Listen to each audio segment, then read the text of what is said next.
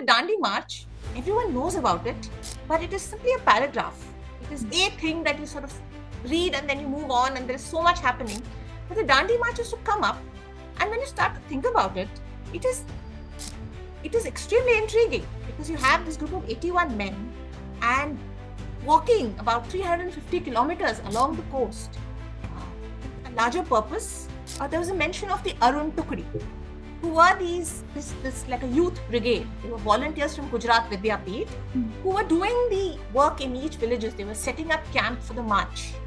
So they would move ahead of the march itself, setting up camp, organizing water, food, making sure there was a place for the men to sleep, for Bapu and his followers to sleep, pray, hold meetings. And when you think about it, that's an enormous task. And these were essentially teenagers. These were all teenagers. And I said, here there are children right here in the middle of the freedom struggle, and most of us have never heard of them. It is on record that pretty much everybody in the National Congress, Nehru, Sarojini Naidu herself, everybody said this is a very bad idea. I don't think it's going to work. It's not going to get people together, to the extent that Bapu himself doubted that it would be a success. But that's what's so powerful, that despite his self-doubt, despite him feeling, oh no, we've already lost, he still continued, he persisted, he keeps going. And with each village that Bapu and the marchers reach, there is this groundswell of patriotism, this nationalistic fervor that sweeps not just across the country, but across the subcontinent. Yes. There were the press coming from Europe, from America. They were following him to meet him and midpoints at the camps that he was setting along the journey. There was so much attention paid to this march. It became a worldwide phenomenon. And I think the other lesson, of course, is, even when self-doubt, you persist, you keep going. Even when you yourself think you fail, you continue. Sometimes I think the greatest rewards are to continue even when you think you've lost.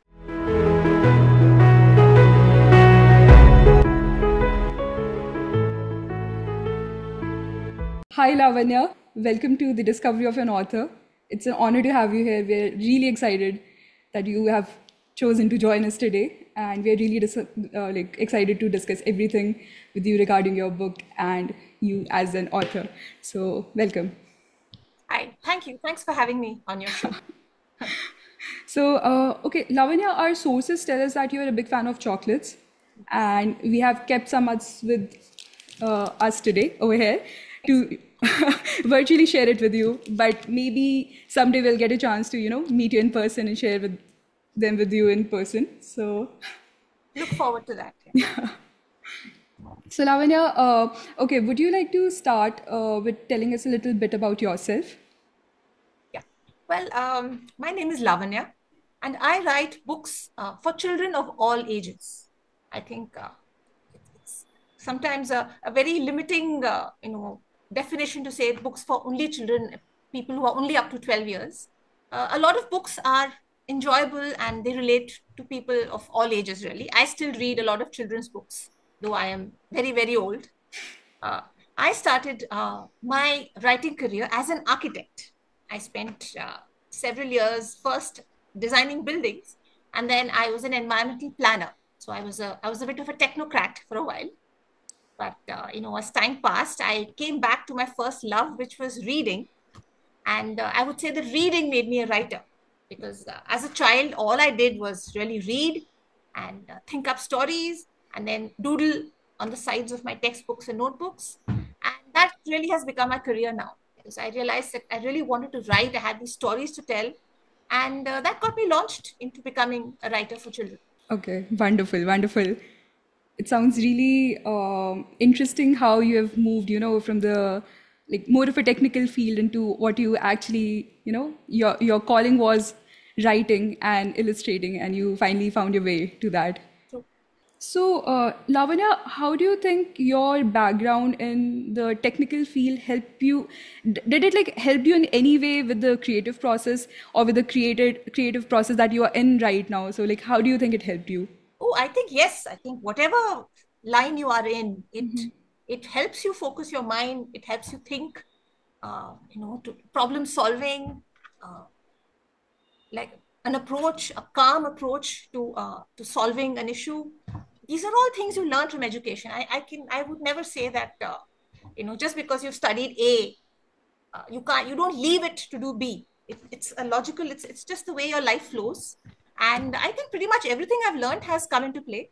I think being an architect and an environmental planner, it gives you an idea of you have a holistic view of a problem. I mean, in this case, a problem is a plot. How do you go from A to B to C? How do you add interest in terms of, say, if you were an architect, you're talking of visual interest, you're talking of elements that hold the person's eye.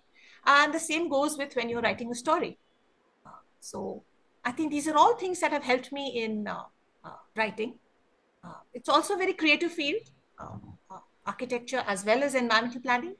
And I think these have held me in good stead. Each time I get down to write, I start drawing, I illustrate a book. I think pretty much everything I've learned comes into play.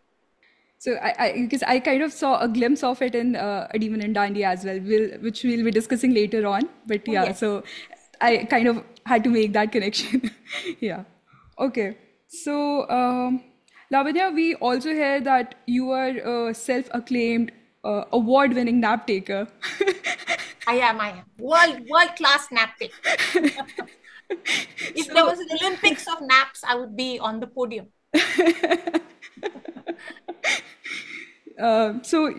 some of those wonderful ideas for your stories and your illustrations, do they come from those dreams that you see in those naps? Well, actually, they come immediately after. When I Okay. nap, I am totally blanked out. I don't think I dream, or perhaps I do, I don't remember.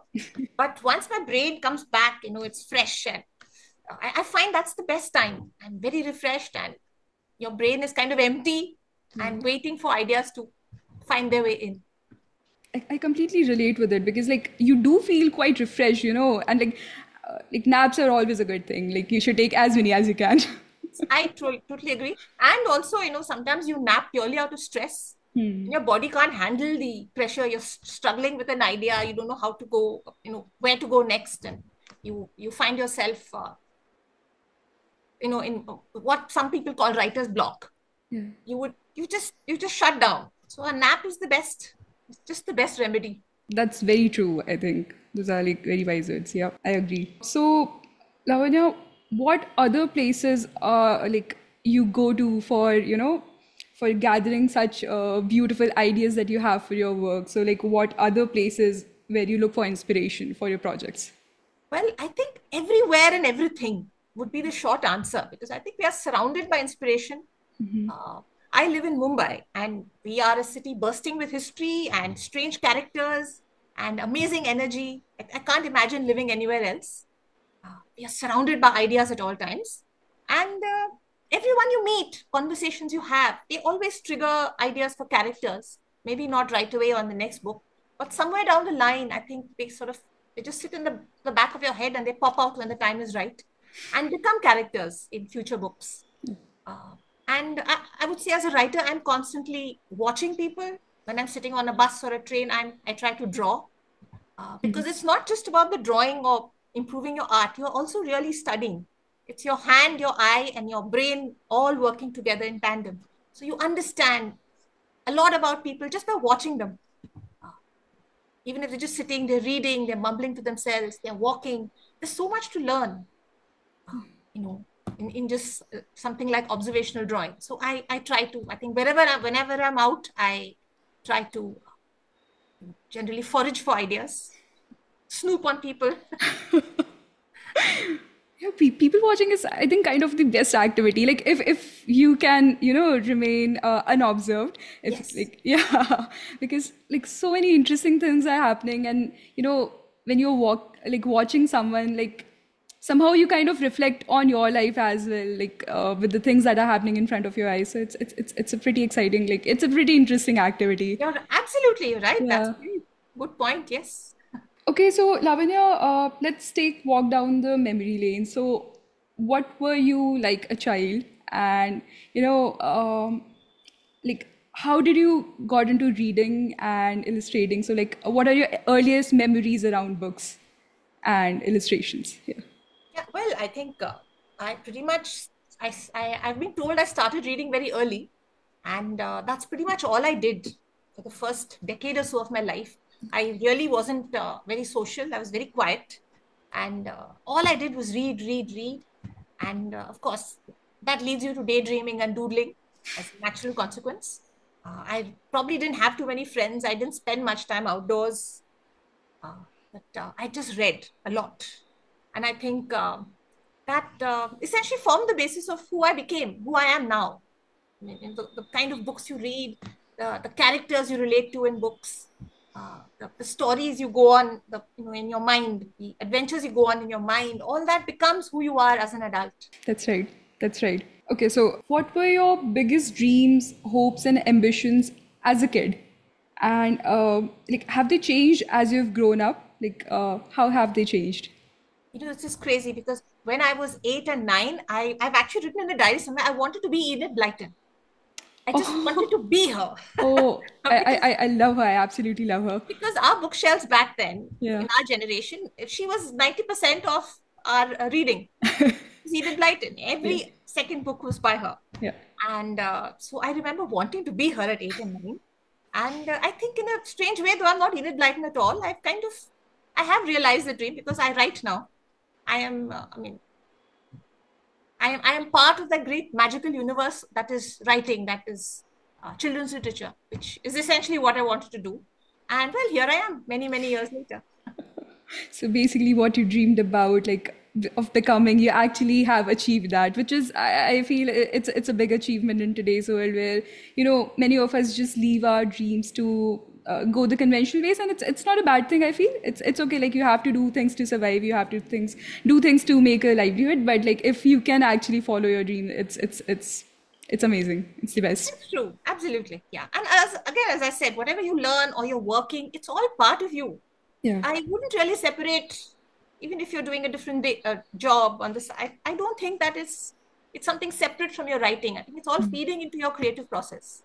Right, because the people you meet, the experiences that you have, they kind of somehow end up like landing in those creative works that you do. Absolutely. Yeah. What is your biggest inspiration in life? Like I think you have already told about a literary figure, but yeah, like if you have some others as well. So what are your biggest inspirations, literary as well as non-literary? Well, that's actually a tough question because I would say pretty much every book I've read has been an inspiration. And so much that one gets from just books and also being out. I think finally, I would also say that perhaps it's not a great idea for a kid like me to have just been sitting indoors reading. I think there's a great part of the experience of life is to be outdoors, interacting with people. And I think interacting with people, my family, my daughter, they're all huge inspirations for, me becoming, the writer that I am right now and that I hope to be later on. Literary inspirations, again, so many. There are authors like Frances Harding that I really enjoy, Philip Reeve, and in India, Sukumar Rai. His poetry in translation is still something I turn to again and again, just for inspiration, for laughs, for just enjoying the wonder of wordplay. Sukumar Rai, there is so many of my friends today, contemporary authors that I read and I enjoy and that I recommend to children when I meet them. So I think so many, pretty much every book I read inspires me in some way or the other. Oh, wonderful. And I think we've already started getting some really good recommendations as well from the answer that you have given. So, yeah. Okay, Lavanya. So we are pretty much done with the segment, our first segment. We'll move on to the book. So today we are discussing your amazing work, which is A Demon in Dandi. And here I have my copy. There's this beautiful cover. Here's the blurb if anyone wants to read it. But yeah, it's a murder mystery story with the backdrop of legendary Dandi March, which counts as one of the crucial moments in our history of independence. So, Lavanya, how did you come up with this idea, combining, mystery genre with something that is so relevant for our history, for our movement of independence? How did you come up with it? really began with this series. It's a brilliant series uh, called The Songs of Freedom, which is published by Duckbill, which is an imprint of Penguin Random House India. And it's really the brainchild of my editor there, Shiny Basu.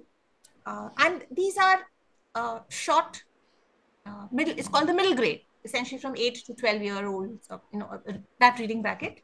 And stories that talk about children during the freedom struggle. That was the basic theme of the series. And I really, really wanted to write for it. And I started to look for, aspects of the freedom struggle that aren't really talked about much. And I remember that the Dandi March, everyone knows about it, but it is simply a paragraph. It is a thing that you sort of read and then you move on, and there is so much happening. But the Dandi March used to come up, and when you start to think about it, it is extremely intriguing, because you have this group of 81 men and walking about 350 kilometers along the coast with a larger purpose, which is you are defying a British law. You also want to get people together to get them to join the struggle, Yeah. join in the movement. Yes. All these other aspects, but a march, and how did you do it? How does one just get a march together? How do you walk? What happens? If you're walking for 3 weeks, what is a toll on you? How are you interacting with villagers? What's happening in the villages? So I got extremely intrigued, and I just jumped down into this rabbit hole of research, and I realized that there isn't much written about the Dandi March, very strangely. Okay. And a lot of the despite the fact that everybody had to keep a diary, these haven't been translated. I couldn't find too much about the diary recordings of the people who marched, though we do have all the writings of Gandhiji compiled in volumes. But I discovered there's a lot of mystery around around the march itself. And it just became this journey of discovery. When I started reading, started talking to people, I found that some people had researched the march. There are maybe a couple of books, but we really need to know more and more about this march and the people involved. And as I was reading, I realized this is, again, it was a single line in one of the reference books that I was reading. There was a mention of the Arun Tukdi, who were this like a youth brigade. They were volunteers from Gujarat Vidyapeeth who were doing the work in each villages. They were setting up camp for the march.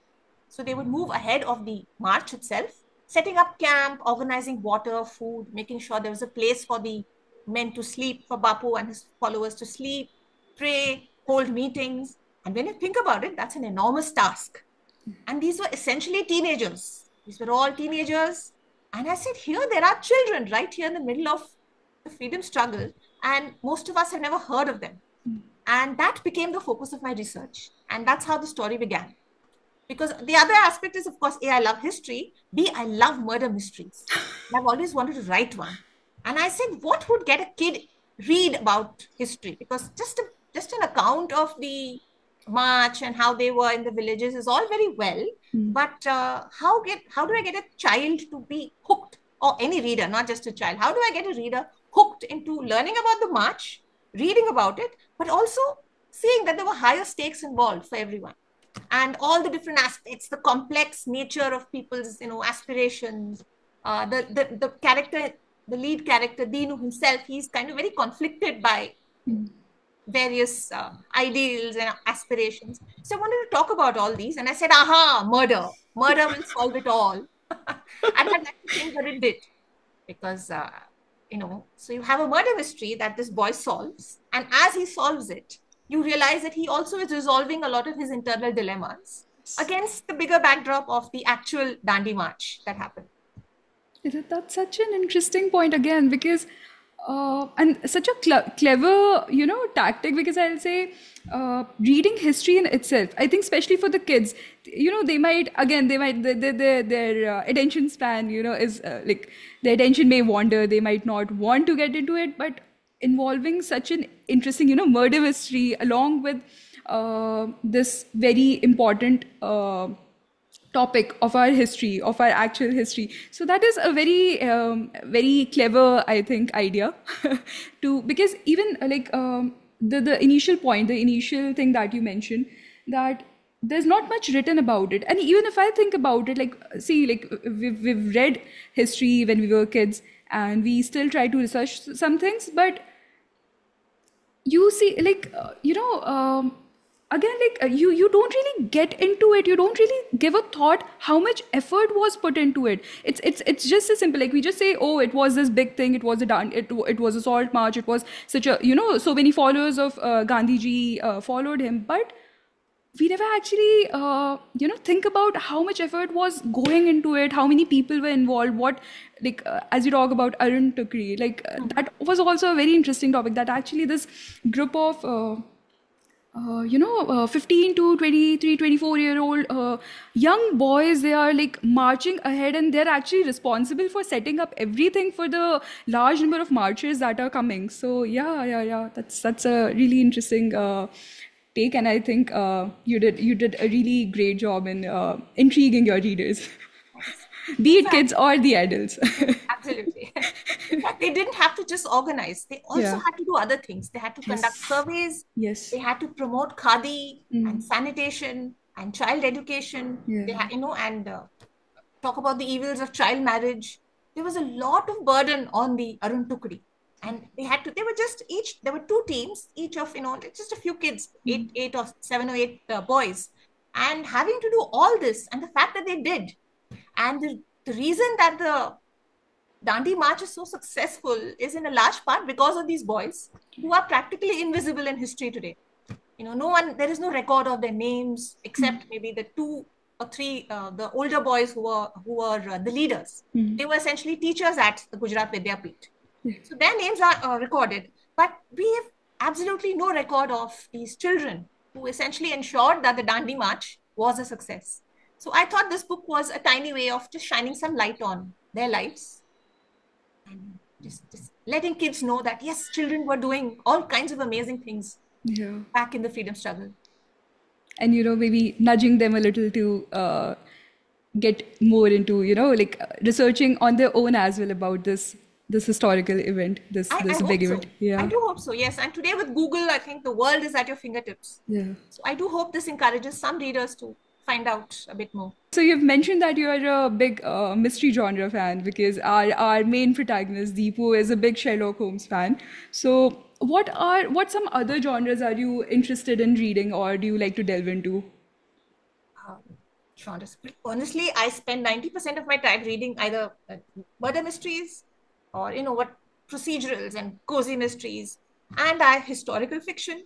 I also like a lot of science fiction, speculative, and dystopian worlds and future worlds. I just love those as well.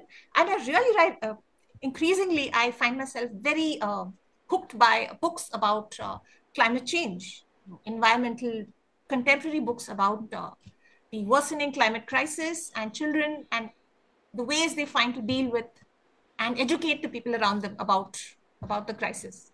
So I have found these books extremely interesting. So these are pretty much the genres I read most of the time. But murder, number one. What similarities do you find between our main protagonist and you? Like, do you see some similar characters, or if you have to pick one, which character do you feel you relate to the most in the book? No, I would say Dinu, because I think, like me, he's also a kid who really doesn't get along much with other people. He would like to be popular, but he doesn't know how. And he's just bookish. He lives in books. He lives inside those, the books he reads, and he's pretty useless outside. Perhaps the worst volunteer. He's not even really a volunteer. And he's useless at all the tasks set to him. And this is about him slowly learning, that, people are people. People are human, and we all have similarities. And he learns that he's himself part of the team, though he feels like an outsider for the most part of the book. He himself realizes that it's him that has to open up and accept help, accept friendship, and just be open to the world around him. And that by the end of the book, he has transformed. He has become a very different person. And I think perhaps I relate to that little introvert that he is in the book in the beginning. He's very timid. He's very grumpy. He's constantly complaining, and he's so upset by where he is and what's happening to him. So I do find A lot of similarity with that little boy. It kind of reminded me, I don't know, of course, like the experience is like vastly different, but it kind of reminded me of, going to college and like stepping out of your home and not knowing what to do, not knowing the people around you, and you're like not exactly afraid, but you're like, you want to be in your own bubble, you want to be, like just be left on your own.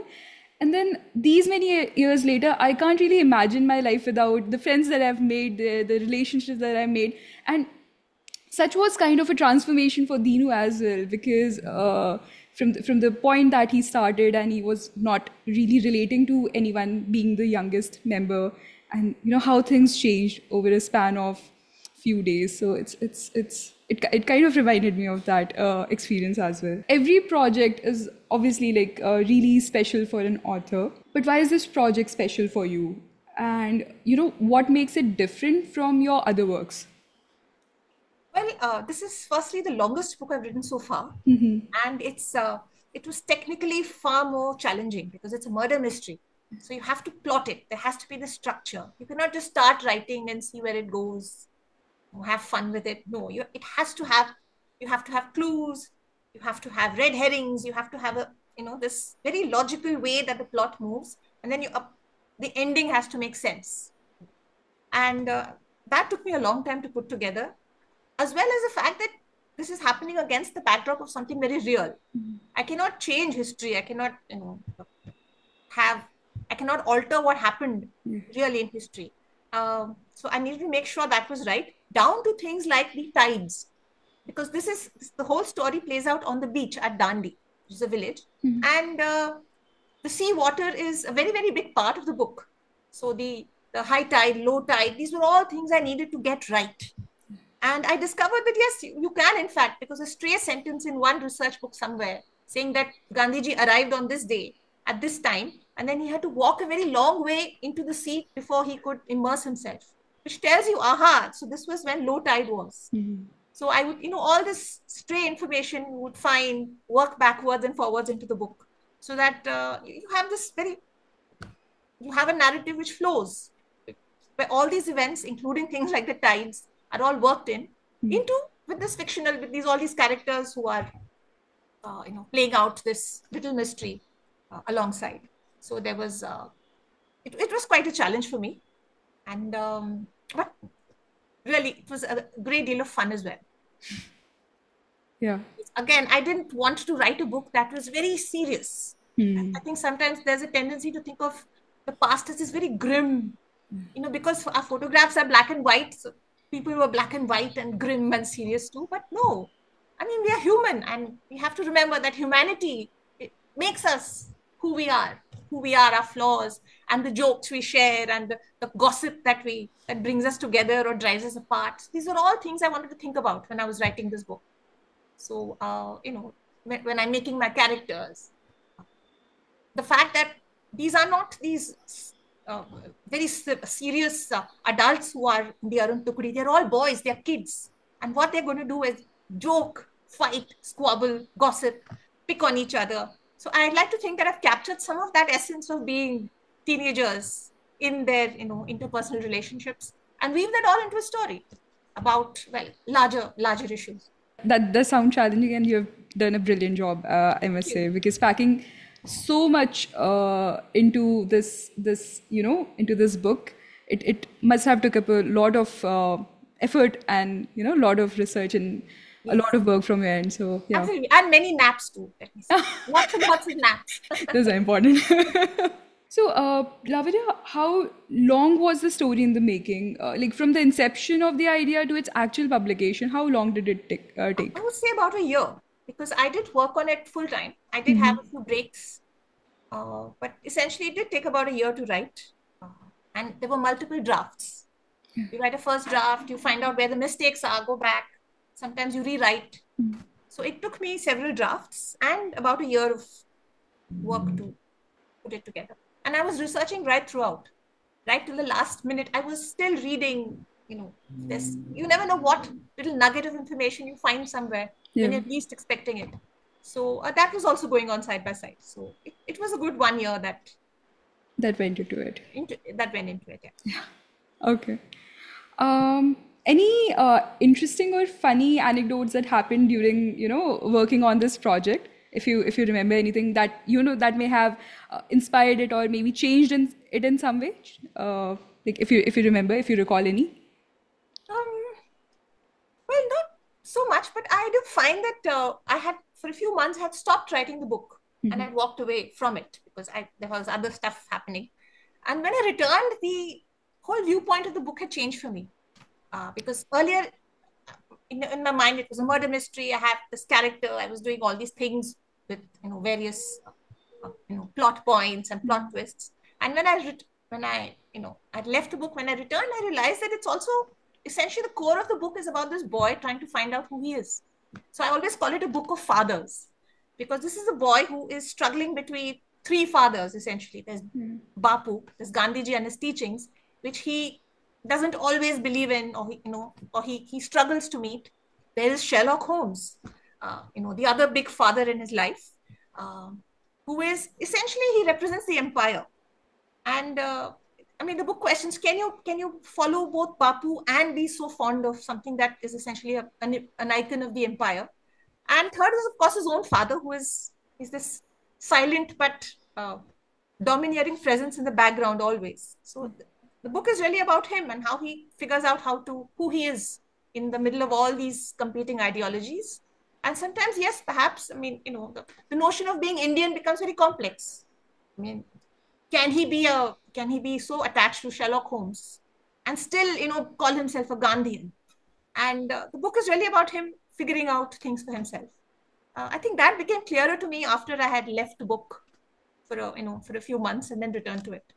Your way of approaching it, somehow, like I think it happens with many of things with us as well, like where you start with a certain notion and then somehow the final project is a bit different from what you imagined, but somehow it's more fulfilling.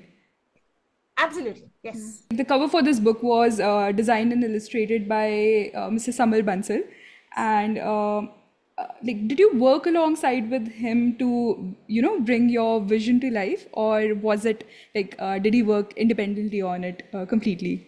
Well, if you look at the Songs of series, the Songs of Freedom books, they all have similar covers. Yes. It's a mosaic of images. So my contribution to the cover was just a list of all the images that could feature on the cover, things which were significant in the book.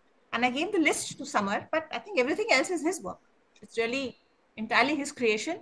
And the fact that it's just so beautiful, I think he's just got the essence of the book, and Yeah. he's shown. I mean, I can't think of a different cover for this book. He's done such a brilliant job. And with putting Sherlock Holmes so centrally in the middle, also at once gives you a vibe, the book's vibe.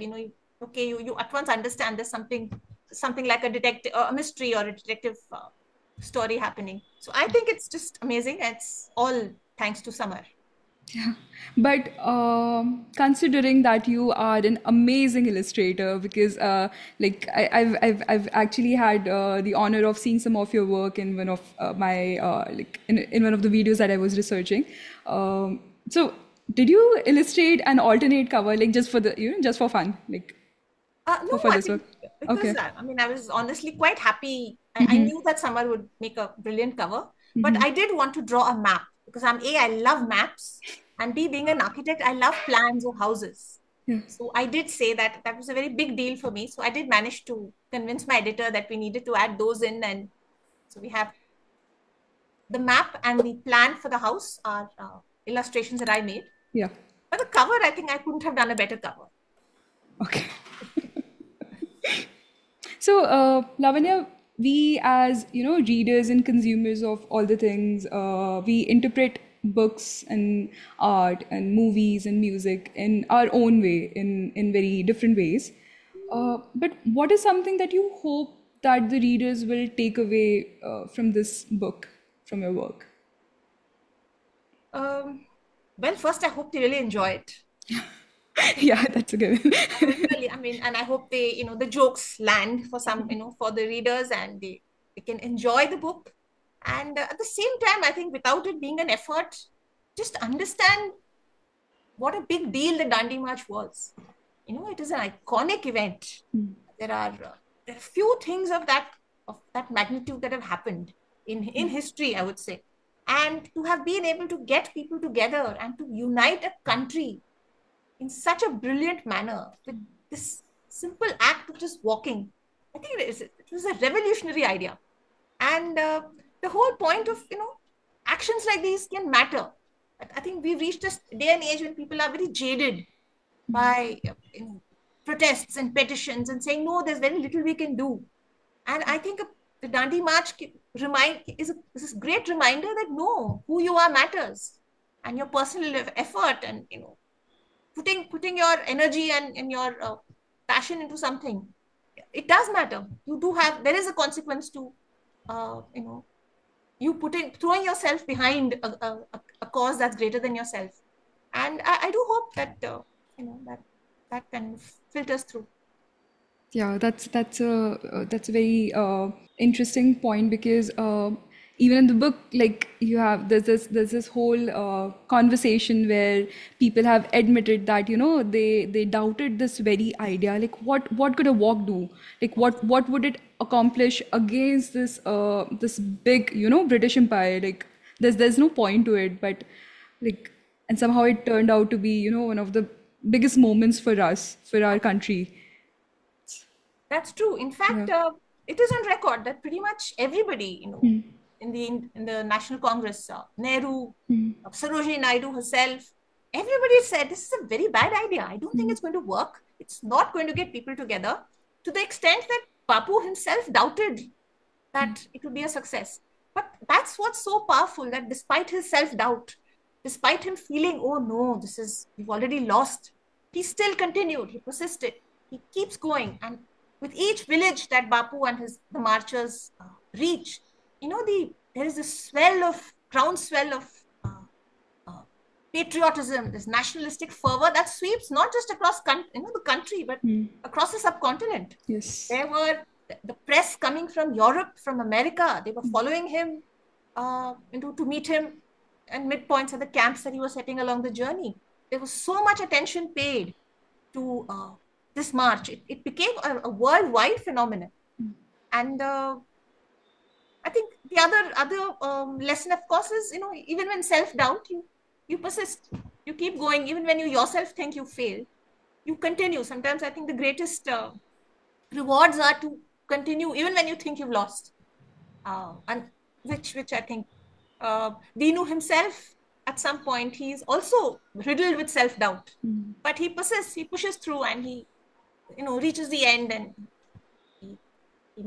he discovers who he is, as well as the who committed all the Yeah. murders and stuff in the book. Now we'll move on to our next section, which is a little bit different from what we have been discussing till now. So it's kind of a fun section, and we'll be asking some questions and asking you for top three picks. So this is basically called a game of threes.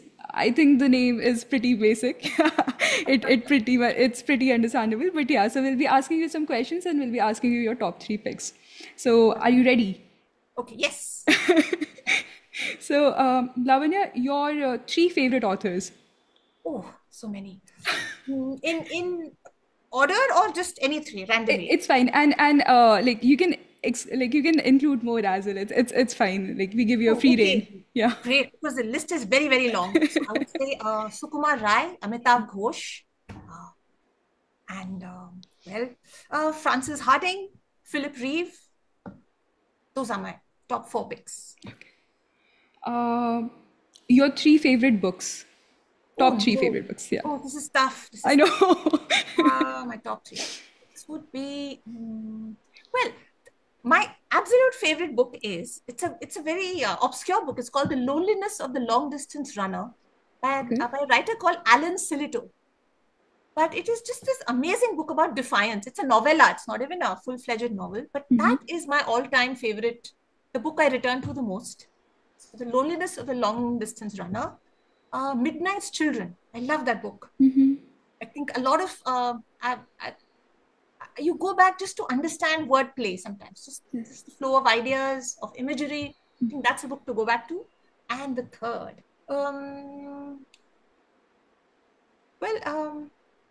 Cuckoo Song. I think it's a Cuckoo Song by Frances Harding. Okay. Pretty much Deep Light, maybe one of her more recent books. Deep Light or Dark Light. But an amazing book. Yeah, I think we'll like we and our audience will definitely pick up some of those because yeah, those sound really interesting. Always, I urge everybody to read the poetry of Sukumar Rai. That is just, it's by my bedside. I have a copy that I was gifted in school when I was 12, and it is in tatters, but I still have it. And he remains as fresh and amazingly funny and brilliant at the millionth reading. So I would urge everyone, if you must read one of these, read Sukumar Rai. Definitely. I think we're going to pick that up next. So, okay, your three favorite graphic novels or comics or manga, anything that you like to read, if you do. Well, the thing is, I read so many that some kind of slip back and forth I know. in my head. But recently I read This Was Our Pact by Ryan Andrews. Okay. Very, very moving, very lovely book with all kinds of ideas that pop up in your head as you read. I like a very, very obscure book called French Milk, I think, by Lucy Neasley. And I must pick an Indian book. I would say Corridor by Sarnath Banerjee, which is, or even the Delhi Calm by Vishwajyoti Ghosh, another big favorite. So my three picks are, as always, four. But, those are some great recommendations, I can say. Okay, so three favorite places to write or you wish you could go to and write? Well, to be honest, I have done all my writing at home at my desk. I think I would have to say that's where I write best. But when I read about retreats, I would say perhaps somewhere up in near the snow line in Sikkim. Looks lovely. Lachung and Lachen, these places like that are lovely to write. I would say that would be a great place to write. Where else? Goa, perhaps, out by the beach. But let's face it, we would just be out faffing about on the beach. I don't observing people. Absolutely. And third, I would say, in the rain, maybe out in Kerala somewhere, when you're forced to stay indoors and it's raining outside. So pretty much. But again, are we going to be writing? Probably not. We'd be at the window daydreaming. Yeah, just hearing those places, I actually want to become a writer, like even though I don't write, but I'm actually imagining all are writers. Finally, I think we all are writers. Not at all. So, okay, three favorite movies or TV series adaptations based on books. I am not much of a watcher, to be honest. Not at all. But let me see, what have I seen? Or even if they're not based on books, it's fine. Like any three topics that you have. Okay. Well, since I watch a lot of these murder mysteries, I do recall seeing something called Rizzoli and Isles, which is this talk show with two women, a forensic scientist, a pathologist, and the police woman. And I thought that was very well done. They're all based on books, a series by Tess Gerritsen, I think. So the Rizzoli and Isles. What else? I remember the Midsomer Murders very long ago. I haven't seen them in a long time. The Midsomer Murders. And I would say the original Sherlock Holmes with Jeremy Brett. Okay. The one that we all watched on television. Which I don't know where we can see it anymore. But I would say the original Jeremy Brett wala Sherlock Holmes would be my top three picks. Okay. Okay, next, your three favorite book characters. I write a series called Ninja Nani, which is like an illustrated, caper where there's a grandmother who's a superhero. And one of the side characters is a little dog called Pongo. Okay. And I've become so fond of Pongo that each time I write a Ninja Nani, I give him more and more stuff to do. He gets more and more pages dedicated to him. So I would have to say, I would put Pongo somewhere on the list. Sherlock Holmes himself, of course. I mean, who can? Sherlock Holmes as and Queen Elizabeth II, who was the star of there's a series of novels where she is a detective. It's called, the first one is called The Windsor Knot. It's a series of books by S.J. Bennett, Okay. where the Queen, the late Queen of England, was the detective. And she would beautifully manipulate people and find information and solve murders, which was an excellent series. So I would say the character of the Queen in that book is someone I really enjoyed reading about. She does sound interesting. S.J. Bennett. I think Okay. it's about 3 books or 4. I'm not sure. Before moving on to next question, I just want to add that I am actually very intrigued to read Ninja Nani. Like, Please maybe, do. Please yeah. do. Okay, so your three favorite bookshops or book cafes? Okay. Well, I live in Mumbai, and Kahani Tree is my number one choice because it's a dedicated bookstore for children, for children's books. Okay. Kahani Tree is number one on my list. Trilogy also in Bombay, and so many others. There's Eureka Bookstore, which is in Delhi, again dedicated to children's books, but they also do have books for older readers. And my fourth pick would be, well, again, so many. A shout out here to Funky Rainbow in Bangalore, Lightroom Bookstore, also Bangalore. There is Champaka Bookstore. Yeah. The all books. There is the Storytellers in Calcutta. So these are all books that have, they stock children's books, and the people who run them have done amazing work in getting more and more kids reading. So these are all my favorites. Difficult to pick Amazing. one, but Yeah, amazing. I think like it's good as many as books like as many as like bookstores we can get to know, because you must have like the readers or the viewers that are watching us would be watching us from different locations, so like they can actually go and explore. Okay, so the last question, since we know you're a big fan of chocolates, your top three picks, your top three favorite chocolates. oh, After Eight mint chocolate. Mint chocolate is just my Okay. absolute favorite, and those little slim slivers of After Eight are just perfect. What else? I'm a big fan of the Indian five star. It's a very underrated. I don't need Snickers and all. Give me a five-star, I'm happy. Yeah. And what is the third chocolate? Again, Bounty. Such an Indian flavor, coconut in chocolate. So Bounty. So these are my 3 picks. Amazing. So, okay. So, Lavanya will be moving on to our final segment. And okay. So, after completing this absolutely wonderful project, did you like immediately move on to a new one, or, did you give yourself a much deserved break? Well, I find that I always have more than one project going on at one time. So they won't be a book of the same length.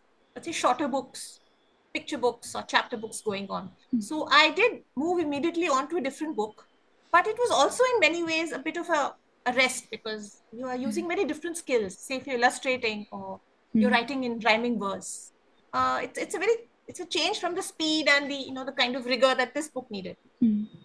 So I did move on to other work, but again, it wasn't like a stressful move. It Yeah. was it was a break in its own way.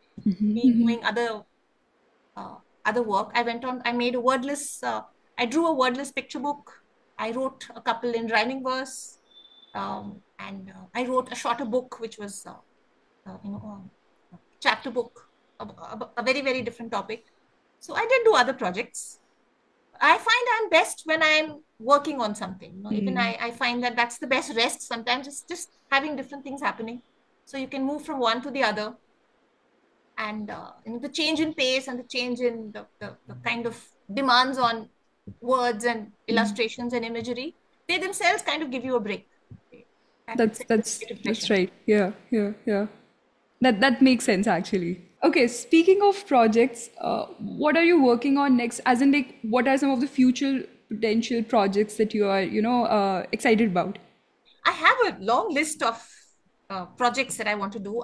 There is I'm a young adult romance that I'm trying to write, which is Oh, set in Mumbai, but okay. again, a couple of about 40 years in the past. So in the 1980s or so, there's a romance that I'm trying to write. I have something again set a bit in the future. I would call it climate fiction for middle graders. So that's my next project. I'm also working on a comic. It's a picture book, but comic as well. I'm trying to write and illustrate that. And again, on the side, I always have. Sometimes you get an idea, some image stays in your mind, and that becomes a book, maybe a picture book for kids. So there's always that happening at the back. You're trying to resolve ideas, write them down. Sometimes they turn into a book. Sometimes you have to, leave it till it, let it cook for a while before it emerges as a story. So I have this happening constantly. I do have other projects, but these two, the middle grade and the romance, are my main, the focus of my work next. Okay. Okay. Lavanya, can you tell us a little bit about your creative process? How do you approach any project? Oh, it's very messily, I must say. I think messy is what perhaps Yeah. describes my best. It's just this mess of images and words and ideas. And I doodle a lot. I think you don't have to be an artist. You can still doodle, because for me, I find that I resolve everything best on paper. When I put the words and all, it makes the most sense when I put it out on a sheet Right. of paper. Okay. So I think it goes step by step. Sometimes it begins with images, which then tell me the story. Sometimes it begins with words, and then I think of the illustrations later. I have, depending on the book, depending on the project, my process changes. And yeah, I think steady work. I'm myself guilty of procrastination and doing other things when you should be writing. But I do believe you have to sit down and at your desk and be present and Yes. switch off other distractions and focus, and that's how work gets done, and that's how you write. So it's a very unglamorous and unattractive image, not very romantic, but it is hard work. Like anything else you do in life, I think you have to have that focus to get books out and make art. Yes, absolutely, absolutely. And the point that you have made, that you definitely sometimes you just have to sit with your thoughts and like give yourself a break, so that because like we are constantly surrounded by so many things happening around us, so many distractions, and like with the screens and the social media and everything. So like we just sometimes we you need to be centered to, True. yeah, to get something out of your this beautiful brain of ours. Absolutely. How has your overall experience been with the publishing industry, and how difficult was it for you to, get your initial works published? Well, not difficult at all, but I must say that strangely, I'm what I call an accidental illustrator, because my path to writing started with illustration. It was never intended, but I did find for my stories initially, I would send them. Now, accessing publishers is quite easy for children's literature in India, because everyone has a website and they tell you very clearly what it is they require. And they expect you to do a little homework. Look at the other books they've published, see what they're interested in, which is very clear when you see their catalog. You see the books they have out. And then accordingly, you follow their basic instructions about how you send a manuscript and you email them. It's very simple. Of course, after that, getting accepted is a very different ball game. And I did find that I was getting rejected for a long time. But just one story that I'd sent someone, I'd happened to send a couple of illustrations with it. And they said, okay, we don't want the story, but can you draw the pictures for a different book that we have? And that is how I ended up illustrating. It was accidental, but I did a lot of illustration, which helped me, meet publishers. People knew my name, and it was much easier the second time around when I'd learned a lot more. I was also reading, I was understanding what the mistakes were that I was making. And eventually, when I did submit my book, I think I didn't have much difficulty. It is quite easy in India, I think, at this point, because there are these new publishers too. Everyone's looking for great stories, and quite easy to access publishers online. So you just have to understand the process and like just review your work, and like what will work and what changes do they require. Yeah. Yes, absolutely. Okay. So, Lavanya, any words of advice for the people who are on this journey, to become a writer, to become an author? Any words of advice? Yes, I would say, firstly, of course, read. I think read the genre that you're trying to write for. If you're a children's writer, first read the books in that category that you're writing for. Because if you only read books for grown-ups, and then you say, yes, I can write a children's book. Often you'll realize you don't have the voice. The voice of your characters don't sound convincing. The plot makes no sense. It doesn't work for a younger reader. So first read the genre that you're trying to write for, understand the framework, the possibilities of your story within it. And then of course write. And I always say write for yourself. Write for the child you were at 12 or 10. Write for that child. Don't worry about, The will this be audience. acceptable? Will Yeah. this be trending? It doesn't matter. I think a good story always finds its readers. And of course, be prepared for the hard work because writing is extremely difficult. Yes. I think it's, dusting and washing dishes becomes so attractive and immediate and urgent when you have to write. Yeah. So you need to be able to understand you have to sit and write anyway. Get the work done. Yeah, yeah. I end up cleaning the house more when I have actually some work to do. Yes, yes. Deadline time means, yes, the house is sparkly clean. So, for the young readers who have enjoyed this amazing work, this book, A Demon and Dandy, do you have some more recommendations that you would like to give? Well, in the same genre, murder mysteries. Like anything is fine. Like for the young readers, Young anything. readers. Yeah. Actually, currently, murder for middle graders is extremely popular across the world. Apparently, young readers can't get enough of murder. Yeah. So it's a huge and very, very popular genre. And of course, I mean, Robin Stevens writes a series called Wells and Wong, which is about these schoolgirls in England in a boarding school between the two wars, between war one and two, so I would say the 30s or 40s. And they are the schoolgirls. And somehow, wherever they go, murder happens. Happens. And two other detectives. It's quite interesting. Very, very brilliantly plotted series. And so many. There's Fleur Hitchcock, again, with a lot of murder mysteries. And in the Indian, I would say, I am not too aware of too many murder mysteries, but I mean, for middle graders. Again, Satyajit Ray is an evergreen classic. Yes.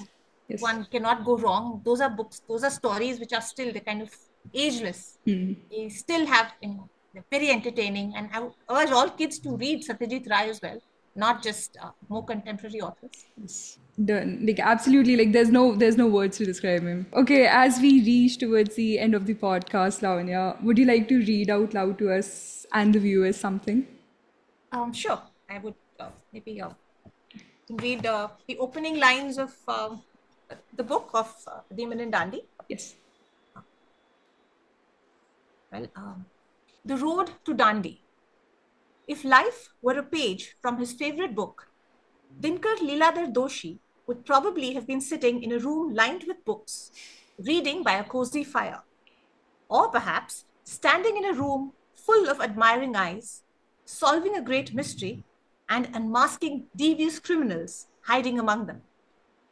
Instead, here he was on a bumpy, dusty dirt track in the searing heat of a March afternoon, astride the world's worst bicycle. Its rusting pedals groaned and screeched and fought him at every turn. His eyes burnt from the dust and the glare, his legs ached from pedaling, and his back throbbed each time the tires met a pebble. And to explain what he is up to, well, Bapu was currently on a march. Bapu being Gandhiji. He was walking from his ashram in Ahmedabad down the western coast through tiny villages and towns to defy a British law that taxed that most common of all household elements, salt. Salt making was now forbidden to Indians, who were now forced to buy the mineral at exorbitant rates. Over the course of 3 weeks, Bapu and a team of about 80 men from across India were walking from village to village, speaking to people along the way about the fight for freedom. And the site for this act of defiance, Dandi. Thank you so much. Like that I was actually again into that headspace of when I started reading the book, and I really like. I actually laughed out loud when he called the bike, Moriarty, because he's so frustrated with it. But yeah, thank you, But thank you. I Yeah. hope that some readers might also be intrigued enough to go and read Sherlock Holmes as well. Yeah, yeah, yeah. Maybe that would also be interesting. Yeah, definitely. Because yeah, I think the whole new generation, there might be like a lot of them who are not actually, aware of such a interesting piece of work, and like it will be really interesting for them to find it out. Yes, it will be quite fun. And Yeah. those are books which are ageless. You can be 10 and read them. You can Yes. be an adult, you can be 80 years old, and they're very, very readable for across age groups. So I do hope that after maybe some child will discover Sherlock Holmes as well. I agree. From Classics are classics for a reason. Like Yeah. they, yeah. So thank you so much for joining us, Lavan. It was lovely talking to you. We had a lot of fun, like seriously, and we hope that this whole experience was good for you as well. Yeah, So I had a great time talking to you as well. Thank you so much for having me on the show.